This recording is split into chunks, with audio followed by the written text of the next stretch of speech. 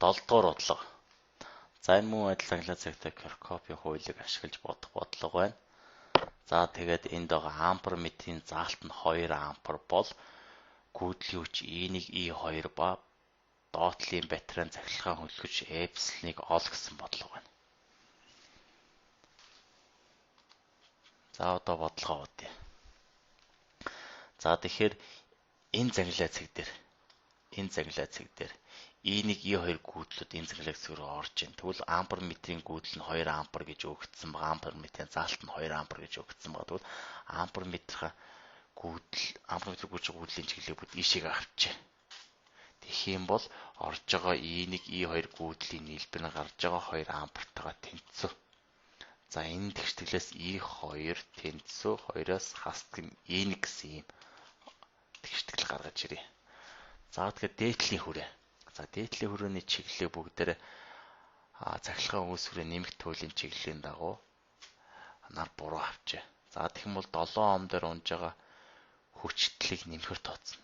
Яагаад нэмэхэр тооцоохоор 7 омоор гүйж байгаа гүйдлөвч E1 нь хүрээ сонгосон хүрээний чиглэлийн дагуу. Тэгэхээр E1-ийг үүсгэх нь 7 ом. За нэгжээ бичихгүй шууд явчих.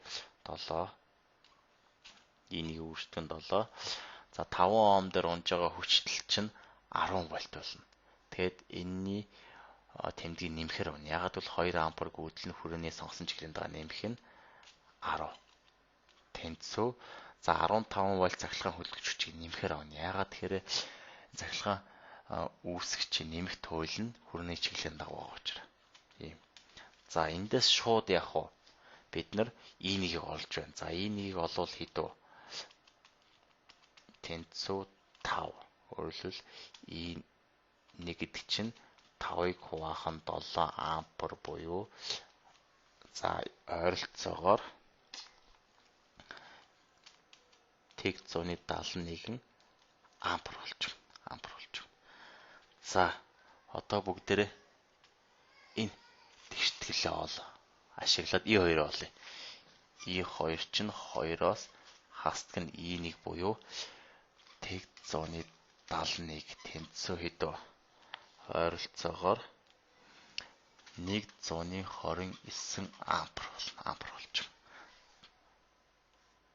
За E1 E2-ыг олцсон. E1 E2 гүйдлийг олцсон. Одоо бид нэр энэ доотлын цахилгаан үүсвэрийн цахилгаан хөдөлгөгч хүч эпсилоныг олох хэрэгтэй.